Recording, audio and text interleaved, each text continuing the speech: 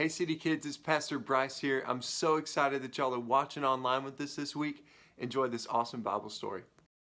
The Bible. It's 66 books of history, stories, letters, and poetry that fit together to form God's one big story. The epic adventure of how He created us and loves us so much that He made a way to rescue us. As we travel through the Bible, from Genesis to Revelation, we discover people who met God and found their lives changed forever.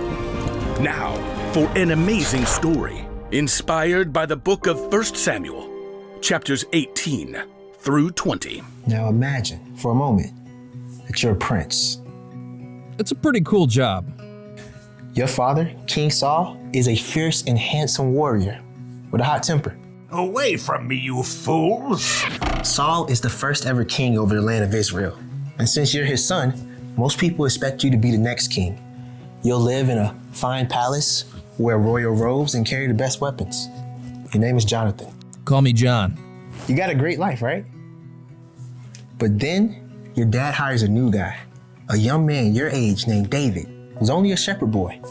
But somehow, through the power of God, David has just defeated the giant Goliath, saving God's people in the battle against the Philistines.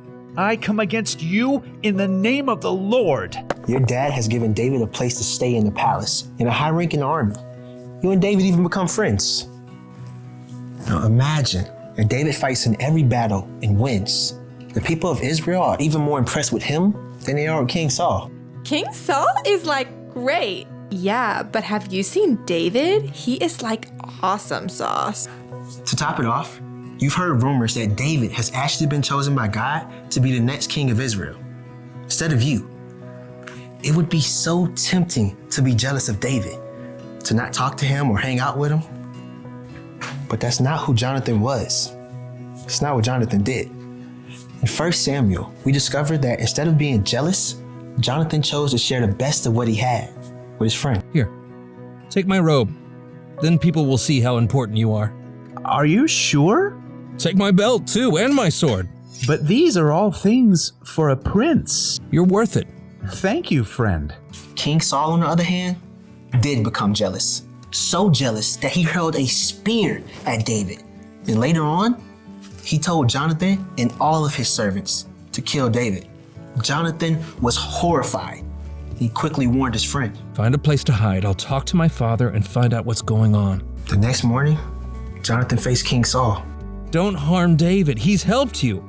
He put his own life in danger to kill Goliath. The Lord used him to win a great battle. Why would you kill him? Okay, fine. I'll show you how awesome sauce I am by not putting David to death. Jonathan and David were relieved. And for a short time, all was well. But then, King Saul went back on his word. He tried to kill David again. And when he failed, he sent other men to try to kill David. I haven't done anything to your father. Why is he trying to kill me? He won't do it. He tells me everything, and he hasn't said a word about hurting you. That's because he knows we're friends and you would tell me. This is terrible. I'll do anything I can to help. So the two friends made a really complicated plan, like something out of a spy movie. Their top secret plot had David hiding instead of showing up for the feast, while Jonathan made up this story to try to find out how angry his dad was.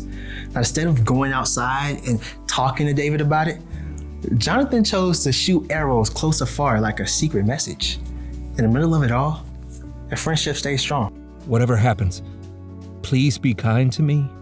I know the Lord will defeat all your enemies someday, but promise to always be kind to me and to all my family. I promise. Shake. Shake. The two young men made a promise to stay friends no matter what might happen next. Then, it was time to put their plan into action. When Saul discovered that David was missing, he was filled with rage. I knew it! You're on his side. That is so not cool. As long as he's alive, you'll never be king. Why do you want to put him to death? What has he done? Saul was so angry, he couldn't think clearly. He actually threw a spear at his own son. Jonathan left immediately. And the next morning, he hurried to the place where David was hiding. and sent their top secret arrow code message. When David realized things with the king were not good, the two friends ran to meet up one last time. I'm so sorry. My father. I know. It's not your fault. Jonathan and David hugged each other and wept. Go in peace. In the name of the Lord, we've promised to be friends. He will be a witness between us and our families forever. There was nothing more to say. David left the city to hide from Saul, and Jonathan went home. Now, Jonathan could have allowed Saul to kill David and maybe become king himself, but instead, Jonathan trusted God and chose to protect and love his friend. Man, that was an awesome Bible story about a prince who laid down his right to be king for his friend. You know, God told David that he would be king, and Jonathan was actually the prince that was in line to be king next. So it would have been really easy for him to be like, man, why is God making David king? Why not me? Why? I'm supposed to be king next. It would have been really easy for him to be jealous. But you know, Jonathan had a decision. He could have been jealous, or he could have put David first and honor God and honor David. And that's exactly what he did. And you know, our Bible verse is Proverbs 17:17, and it said, a friend loves at all times. So what is love? Well, 1 Corinthians 13, verse 4 through 8 kind of describes what love is. I would encourage you to look that up. Maybe ask your parents to help you find that verse in the Bible. But love is actually not selfish. That's one of the characteristics of love. That's one of the ways that you can love people is by putting others first. So why don't you say that with me? Our big answer for this week is I put others first. So say this with me. I put others first. That's awesome.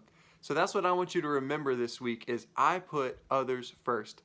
Now go look up those Bible verses, Proverbs 17:17 and 1 Corinthians 13, verse 4 through 8. Look those up. Maybe say those with your parents. It's going to be awesome. You're going to have a great week this week because I know you're going to do that. You're going to put others first. Well, before we go, why don't you stand up with me and let's get ready to worship.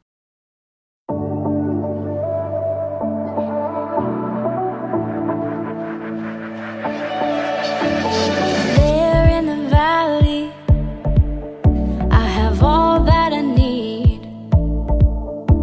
When fear is surrounding, your love guarding me. Goodness and mercy have never forsaken me. Oh,